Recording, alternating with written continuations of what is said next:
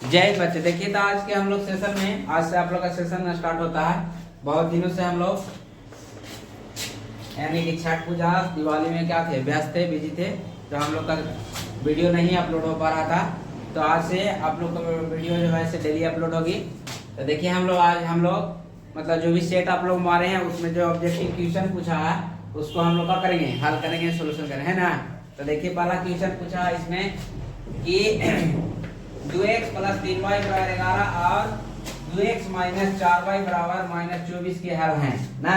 ये objective question है, इसमें हम ऑप्शन आप लोग को नहीं दिए हैं, ठीक ना, ऑप्शन नहीं है। तो हम लोग देखिए इसको पहला के हल करते हैं। पहला क्वेश्चन है, समीकरण पहला है 2x प्लस 3y 11 है ना, समीकरण पहला है बाबू। दूसरा समीकरण है 2x माइनस 4y बराबर माइनस 24, समीकरण दूसरा है। देखिए इन दोनों में से ए ओ कोई के बराबर करेंगे, अब को काटेंगे, या तो x के काटिए या तो y के काटिए। तो देखिए तो दोनों बराबर है कि नहीं, x और x, इसमें भी 2x इसमें भी 1x, तो कुछ नहीं करेंगे, समीकरण को हम लोग हल कर देंगे डायरेक्ट। देखिए शॉर्ट मेथड हम लोग सीखिए, लॉन्ग मेथड नहीं सीखना है। तो इसको क्या कर देंगे, यहाँ माइनस, यहाँ प्लस, यहाँ प्लस, इसे कट गया।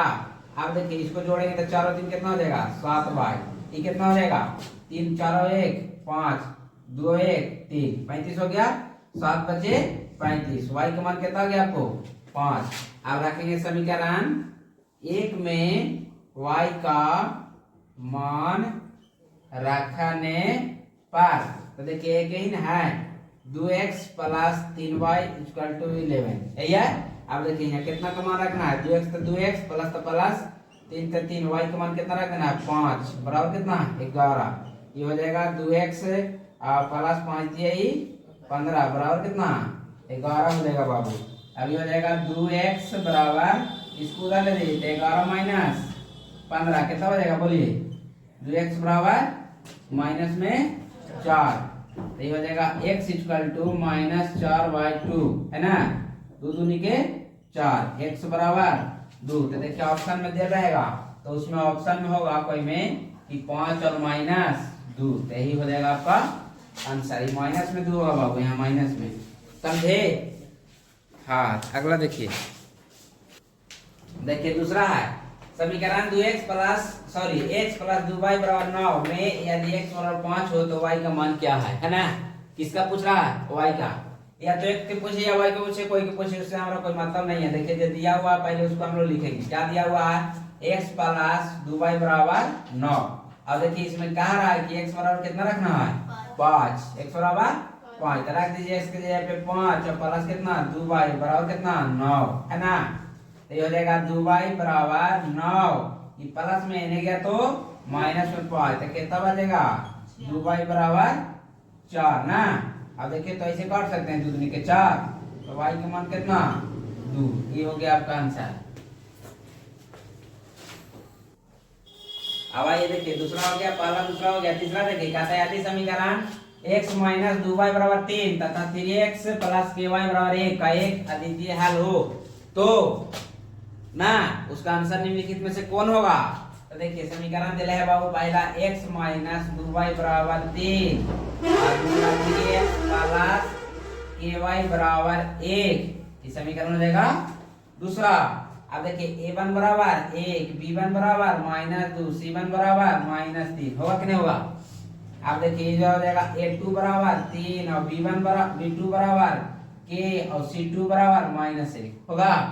अब पूछ कर रहा था अद्वितीय हल हो, अद्वितीय हल होने के लिए a1 बटा a2 बराबर b1 बटा b2 बराबर c1 बटा c2 ना, नोट इक्वल टू हो गया। अब देखिए इसको चलेंगे हम लोग, है ना। ये देखिए तो a1 का मान कितना 1, a2 का मान कितना 3 बराबर b1 का मान कितना माइनस 2, b2 का मान कितना k होगा जी। तिरछा तिरछी गुना कीजिए, इससे इसमें तक k हो जाएगा और 3 दूनी के माइनस में 6 हो जाएगा, तो ऑप्शन में रहेगा, उसको मार देना है कितना माइनस में 6।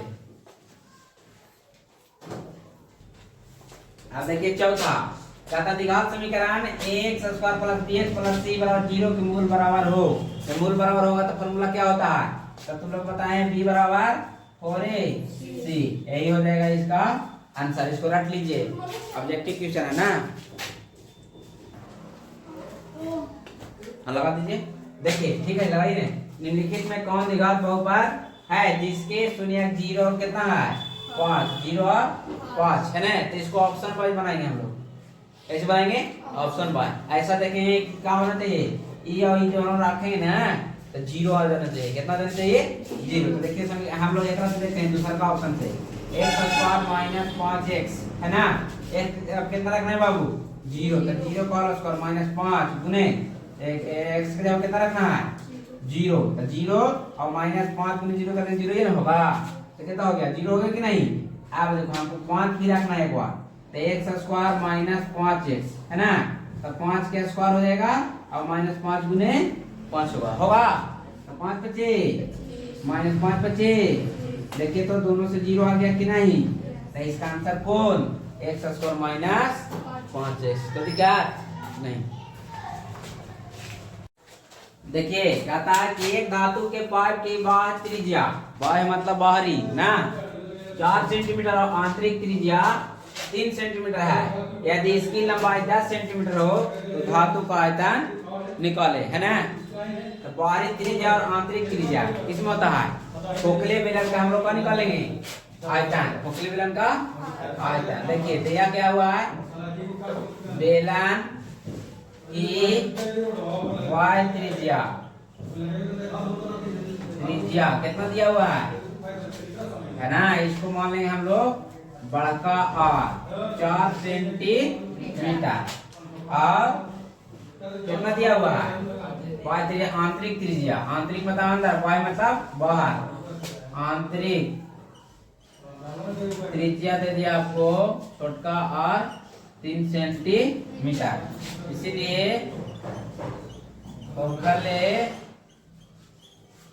बेलन का आयतन क्या होता है? बोलिए। खोखले बेलन का आयतन आई बता दीजिए। खोखले बेलन का आयतन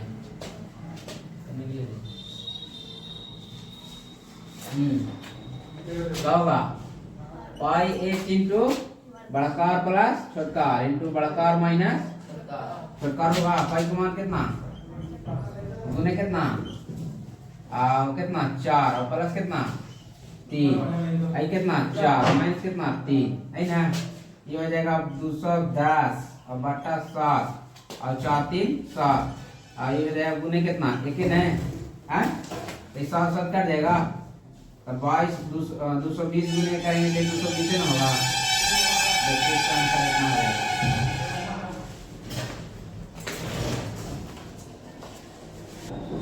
आइए जी देखिए आगे क्वेश्चन, 2 लगातार सम संख्याओं का मासा क्या हुआ है ना।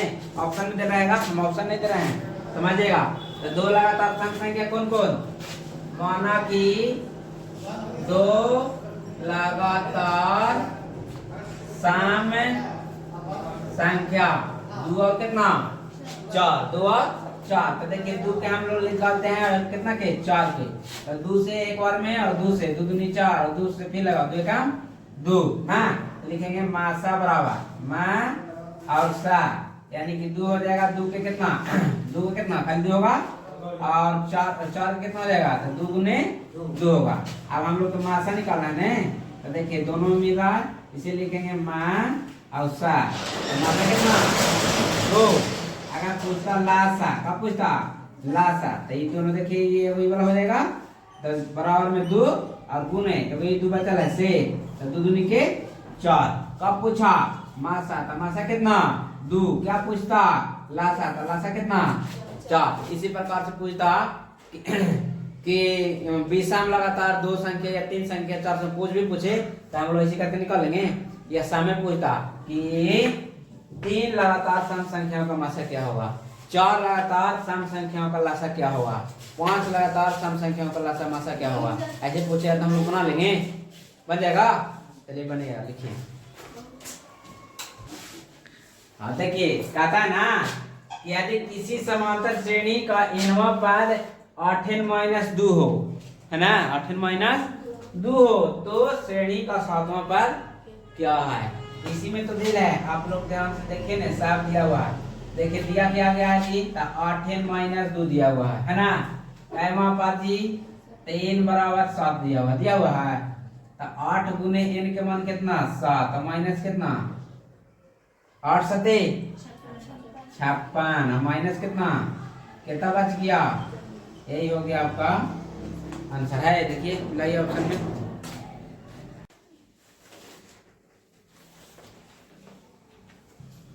देखिए कहता है यदि किसी समांतर श्रेणी में a30 माइनस a20 बराबर 50 है ना, तो श्रेणी का सर्वांतर क्या होगा। मतलब श्रेणी देते हैं ना, इसका सर्वांतर कितना होगा। तो देखिए हम लोग इसको हल करते हैं बाबू कि a30 माइनस a20 बराबर कितना दिया हुआ है 50 है ना। अब देखिए इसको फार्मूला क्या होता है tn बराबर a plus n minus 1 into D होता है ना। क्या देखिए इसको लिखते हैं a प्लस n के जगह पे 30 और माइनस a इंटू डी लिख सकते हैं। अब माइनस इंटू देखिए ये हो जाएगा a plus n minus sorry n का मान कितना 20 कितना है 20 तो 20 लिख दिए माइनस 1 इंटू कितना d बराबर कितना बाबू 50 है नहीं। अब देखिए हो जाएगा ये तो a प्लस एक नंबर से घट गया तो 29d माइनस a और प्लस ही कितना 19d और बराबर कितना 50 है ना। a plus 29d minus plus minus minus a plus minus minus 19d और बराबर कितना है 50 है ना। आप देखिए a से कैंसिल कट जाएगा। आप देखिए 29 में से 19 घटेगा तो कितना बचेगा 10d आई कितना हो जाएगा 50 होगा ना। तो 10 बचे के 50 डी के मान 5। यही हो गया आपका आंसर। सर्वांतर पूछ रहा था, यही आंसर हो गया।